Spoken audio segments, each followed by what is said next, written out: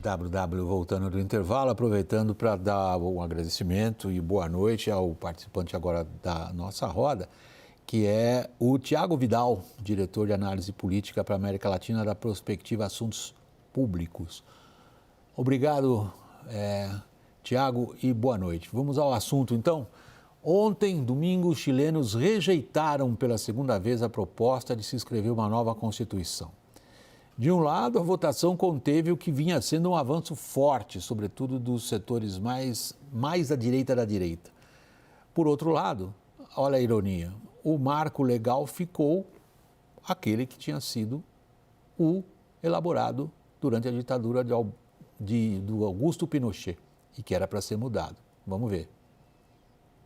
O projeto de nova Constituição foi rejeitado por 56% da população. A proposta, redigida por uma comissão formada majoritariamente por políticos da direita, foi considerada por analistas como ainda mais conservadora do que a Carta do período da ditadura. O texto pretendia reduzir o peso do Estado, limitar a permissão ao aborto para o caso de risco para a saúde da mãe e do feto, e endurecer o tratamento dispensado a imigrantes. O Chile iniciou há 4 anos o processo para tentar mudar a Constituição herdada do regime de Pinochet. Em 2019, após uma onda de protestos, o governo do então presidente Sebastián Piñera e a oposição chegaram a um acordo para a realização de plebiscito sobre o processo constituinte. À época, uma assembleia de maioria esquerdista redigiu um texto considerado um dos mais progressistas do mundo, que incluía mudanças como a eliminação do Senado e o direito ao aborto.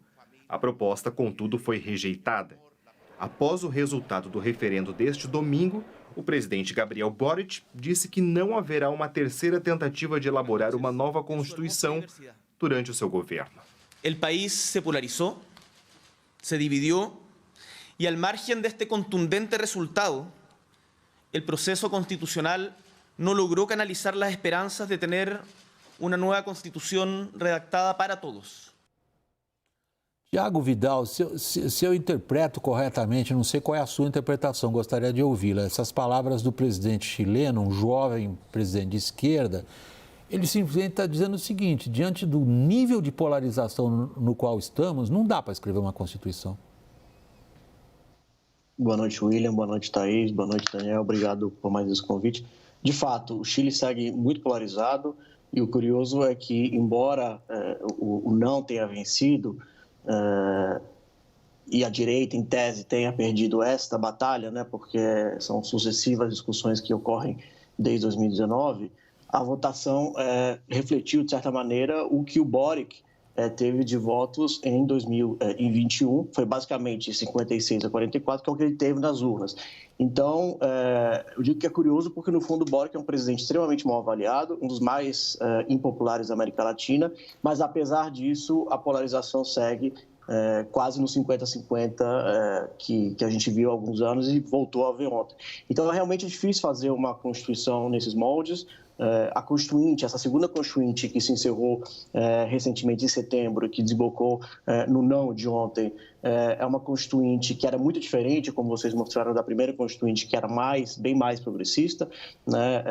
Na segunda Constituinte, que é essa que a gente viu recentemente, a centro-esquerda ficou de fora, a centro-esquerda é representada pelo Gabriel Boric. Então, mais do que uma polarização, o Chile vive uma espécie de indefinição, indecisão sobre o que de fato os chilenos querem.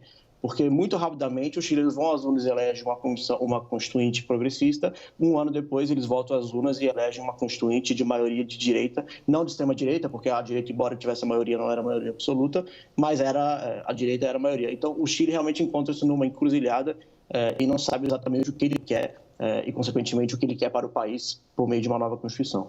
Eu não sei se a gente pode ir para um lado tão abrangente agora, Tiago, queria abrir a conversa aqui com os meus colegas.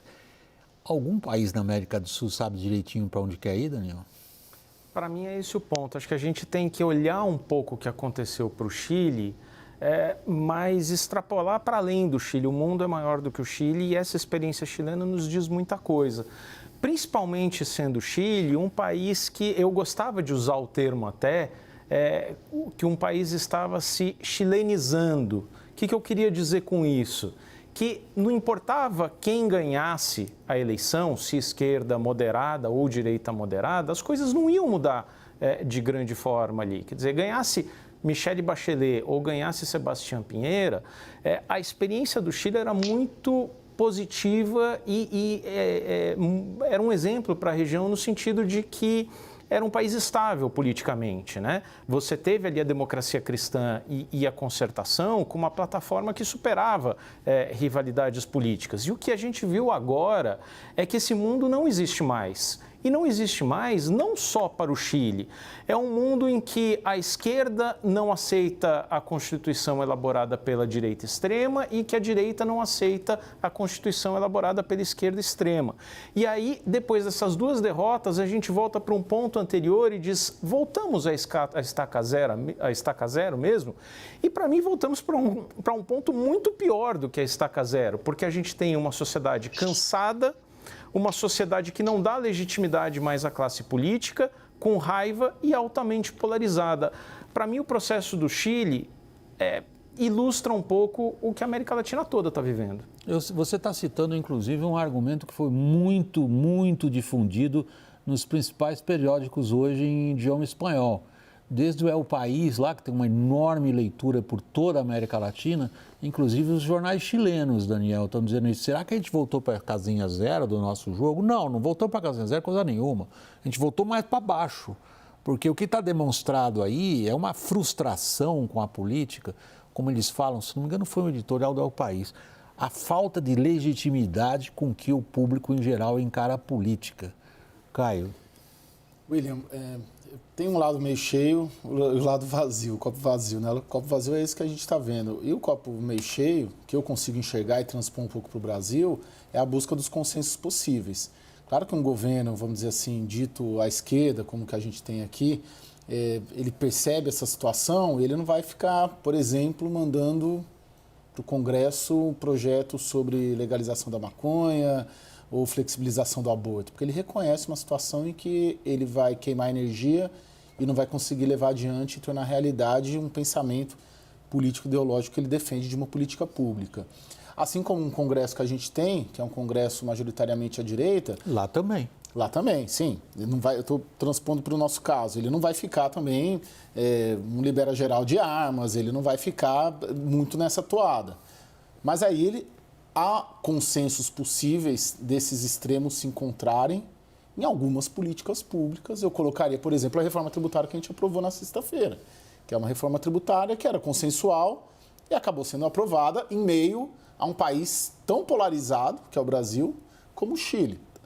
Diminui um pouco a margem de manobra, tensiona, polariza, fica conflagrado o ambiente, mas há consensos possíveis de sair de um ambiente assim. Não é um ambiente ideal, mas alguma coisa dá para tirar. Posso me dirigir ao Tiago? Claro, então? pode. Tiago, é possível tirar do processo político chileno algum tipo, eu não diria uma norma, mas talvez um pequeno denominador comum a vários processos políticos que a gente viu aqui na América do Sul nos últimos 2 anos? Se a gente pegar a confusão no Peru, se a gente pegar a eleição do presidente de esquerda, que já se tornou rapidamente no político menos popular do país, que é na Colômbia, se a gente pegar assassinato e toda a turbulência no Equador, se a gente considerar a eleição da Argentina um ponto fora da curva até para eles mesmos, em termos de dissolução do que havia ali de tradicional na política argentina, e trazer inclusive para o Brasil, ou nós temos que considerar cada situação como uma situação particular?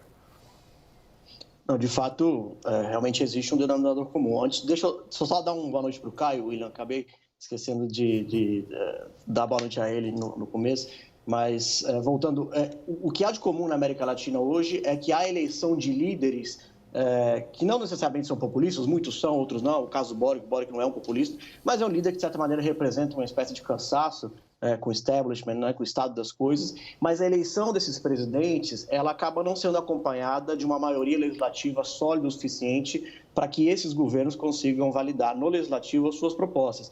A gente viu isso acontecer no Brasil, em 2018, a gente viu isso acontecer na Colômbia, que você mencionou com a eleição do Petro, que não estão conseguindo avançar de maneira coesa a sua agenda, a gente viu isso acontecer no Chile, que além de ter uma minoria no Congresso. É um dos congressos mais fragmentados na América Latina hoje, junto com justamente Colômbia e Brasil, e isso acaba fazendo com que se gere um desencanto muito rápido em relação a esses governos e um processo de desidratação política dos próprios governos, mesmo naqueles países onde o Congresso não é tão hostil assim. Então, a gente tem assistido a esses episódios nos últimos 4 anos, pelo menos, e acaba explicando por que, de certa maneira, esse processo se torna um círculo vicioso. Ou seja, eles são de presidentes que propõem uma ruptura, propõem uma nova sistemática para o país, sem que esses presidentes consigam fazer, por meio do legislativo, aquilo que eles defenderam durante a campanha, e isso rapidamente acaba resultando numa perda de apoio popular e, em alguns casos, numa alternância para um polo oposto na eleição subsequente, que muito possivelmente é o que a gente vai ver no Chile, se a popularidade do Boric se mantiver tão baixa como tem se mantido. Thaís, para terminar, você consegue, naquela frase lapidar, o impacto da estagnação econômica de muitos países da América do Sul nesses sistemas políticos? William, eu acho que os protestos de 2019 no Chile acabaram jogando uma pedra aí que fez onda para toda a região, porque o Chile sempre foi considerado a economia mais estável, a que mais crescia, a que tinha as melhores referências e as melhores práticas, lembrando aqui da OCDE, na condução da economia. E nada disso foi suficiente, independentemente da origem da Constituição. Nada disso foi suficiente. O Chile está lutando para uma recuperação econômica, depois de ter perdido muito depois da pandemia. Eu acho que a instabilidade política está vencendo qualquer estabilidade econômica no Chile e é um exemplo para o resto da região. Eu queria aqui agradecer, dar meu boa noite ao Tiago Vidal, diretor de análise política para a América Latina da Prospectiva Assuntos Políticos. Obrigado, Tiago. Boa noite para você. Obrigado, William. Boa noite a todos. Boa noite, Daniel, em Brasília. Thaís, querida, aqui em São Paulo, junto ao Caio. Boa noite também. Essa edição do WW fica por aqui. Boa noite.